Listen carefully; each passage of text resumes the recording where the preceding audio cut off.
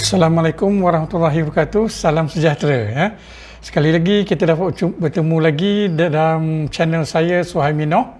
Ya, jangan lupa subscribe, tekan butang subscribe, tekan loceng tersebut untuk dapat notifikasi yang seterusnya. InsyaAllah saya akan teruskan dengan sharing ataupun perkongsian dalam bidang latihan.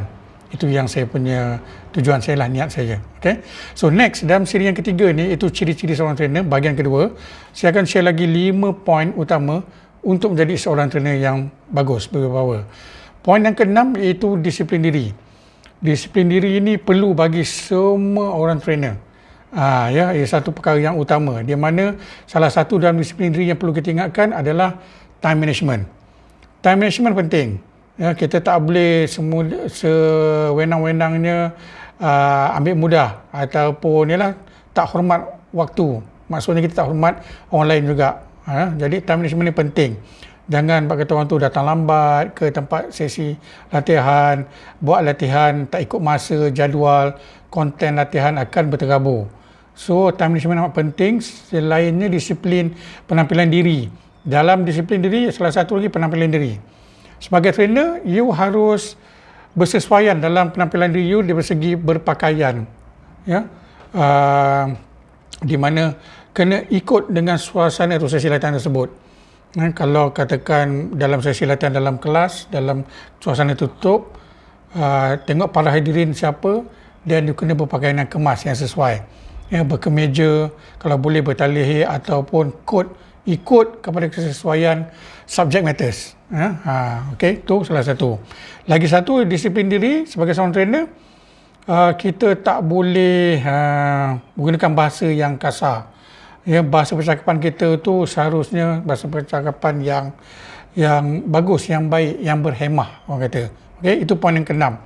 Poin ketujuh adalah salah satu, anda sebagai seorang trainer mampu untuk membina perhubungan yang baik antara anda dan juga para peserta. Itu penting. Ya, sebab bila kita memberi latihan, antara anda dengan para peserta, anda kena create bond ataupun perhubungan. Mereka itu adalah anda punya connection. Mereka itu adalah anda punya networking. Jadi penting. Perhubungan yang baik antara trainer dengan peserta adalah penting. Yang lagi satu ciri yang ke-5, 6, 7, yang ke-7, sebagai seorang trainer anda perlu ada sifat berfikiran terbuka ataupun open minded. Open minded ni penting lah ya, sebab tak boleh kita buat kata orang tu dengan cara kita saja, kita nak orang dengar cakap kita saja, kita tak mau terima idea dari orang lain, ya, kita cuma hanya pandang kepada kita punya pandangan saja. So open minded ni penting sebagai trainer, because you have to be flexible dengan you punya audience, dengan you punya para hadirin atau participant. Itu penting. Tak mudah untuk berkecil hati atau untuk rasa sentap, sikit-sikit sentap, hashtag sentap, so tak mau. Okay? You try to have an exchange of ideas. Itu yang penting semasa anda dalam sesi latihan anda sebagai seorang trainer. So itu ciri-ciri untuk menjadi seorang bagus, ya. Dan yang ke-9, salah satu yang saya rasa amat penting juga, iaitu sebagai seorang trainer, anda kena ada sedikit sense of humor. Ya, bersifat jenaka sedikit.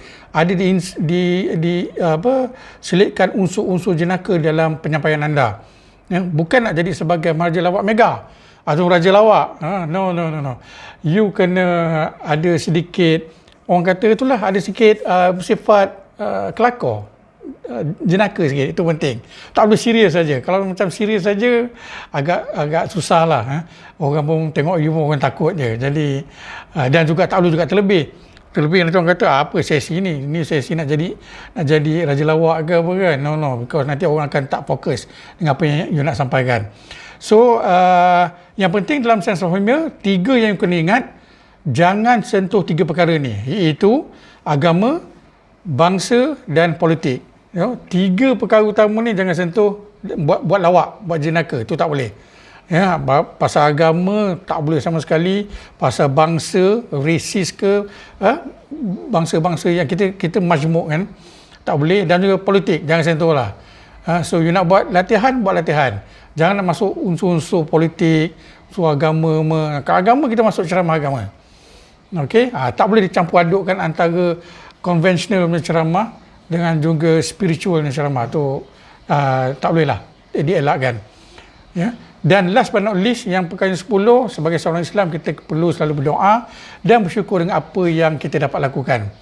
Begitu dengan bangsa-bangsa lain juga, dia orang pun appreciates dan juga dia orang thankful, berterima kasih dengan apa yang dapat kita lakukan.